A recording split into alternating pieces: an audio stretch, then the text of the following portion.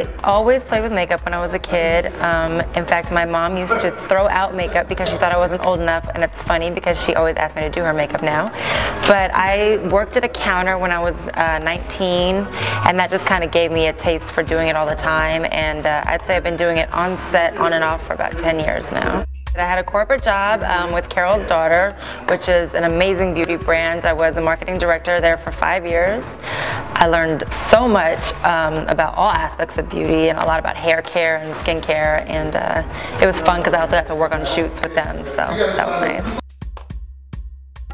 I started in New York, and I just moved to LA about a year and a half ago to just really pursue, more production-based makeup like commercials, film, TV. It's tiring going back and forth, but it's kind of what you always want, and I think everyone's dream, if you're from LA or New York, your dream is to be bi-coastal. So to be able to do that feels amazing, even though I'm operating, on an hour of sleep right now from a red-eye flight and just did like 8 phases. Yeah, she beat on it, the face looks good. Yeah, so it's exhausting, but it's fun, and if you love what you do, they say you never work a day in your life. It's funny, there is actually, you wouldn't think so, there's a big difference in makeup, the way that you do makeup in New York and the way you do makeup in LA. Mostly in LA, well, if you're doing commercials, it's just really natural looks generally. For videos and stuff, it's very glam. New York is a little bit more of a polished editorial look. It's not quite so, I don't like to use the word trashy because trashy is not the word, but it's not so much about just a smoky eye and a bronze and a pale lip, which is a very LA look. You can get creative. You can do a dark lip in New York. No one wants a dark lip in LA, because it's not really a seasonal thing happening. Exactly. It always feels like summer, so everyone wants that warm, beachy look with sexy, smoldering eyes in LA, but New York becomes fall, and it's let's try a dark lip, let's try the berries, let's try greens and things like that. Yeah, so I love being able to fly all over and try different looks. I had a great time doing Estelle's video for Freak. We got really creative with the makeup. I worked with the amazing AJ Crimson, who is one of my idols in the makeup game. That was a great shoot. One of my favorite jobs that I ever did was the Jay-Z On to the Next One video. The director just let us really go to town, as long as it was like black, white crystals, and if you've seen that video, we just really got creative with it. I just recently was on Nicki Minaj's album packaging cover shoot, and I do her lashes and her brows, and to me her hair and her wardrobe are so amazing that just being on set watching her teamwork is incredible. So all together, yeah, all together to create the Barbie is just an amazing creative moment.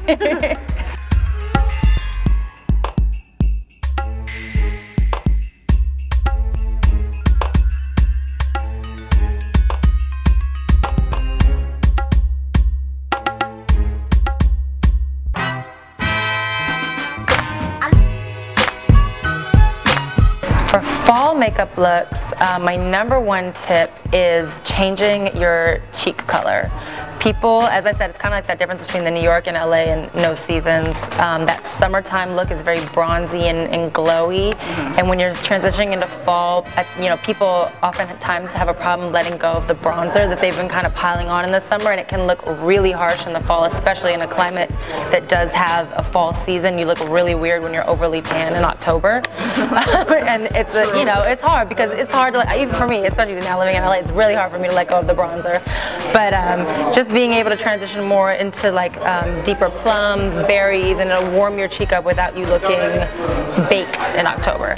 Another great tip for fall is transitioning from those golden bronzes that you've been wearing in summertime into more of the oranges and the rusts, and keeping your colors still warm but richer and deeper. It can really just sort of take you up to date through the season, and when your fashion changes, obviously the colors change that you're wearing, so working with those colors is amazing. My other tip is not exactly a makeup tip, it's more of a skincare tip. You've really got to start moisturizing more. The weather is getting colder and the humidity is going away. The skin gets drier, so you definitely want to switch to a heavier moisturizer because no makeup goes on, funky skin. Yeah.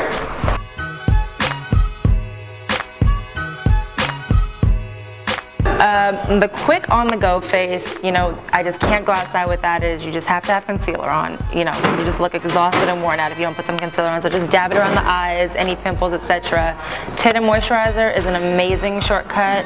If you don't have it, you can mix foundation with moisturizer, concealer with moisturizer, save your step, rub it all over, instant even complexion.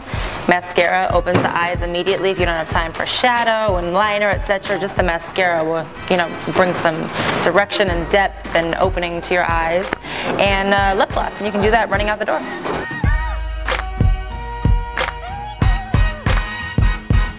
An event is something that you want to prep for, so that's when you can kind of go all out with glamour. I love a smoky eye, it's my go-to look. I like to do a brown smoky eye personally because my eyes are light and I feel like it makes my eyes pop, but you know, you can have fun with color.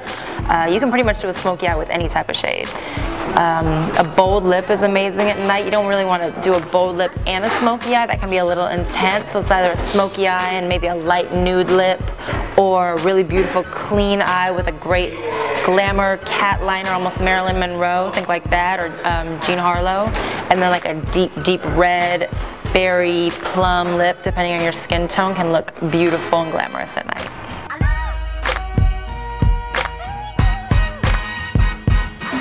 Date makeup is all about keeping it fresh and not like you're piling on makeup. You know, men say that they hate makeup, but they actually turn their heads every time they see someone with a ton of makeup walking down the street. They just don't realize it. So the whole trick there is to make it look like you're not wearing a lot of makeup. Definitely don't go heavy on the lips. I don't think guys are really into like a deep heavy lip because, you know, they might want to kiss you goodnight and they don't want it all over them. Not super cakey, not too much foundation. That's a great time to pull out a tint and moisturizer and concealer. Spend a little time on your skin, but keep it very light so it looks fresh, like you're not wearing any. And you can have fun with your eyes. Again, I wouldn't go crazy. You know, guys get scared, but we can have all the fun we want to because, you know, what's the fun of being a girl if you can't wear makeup?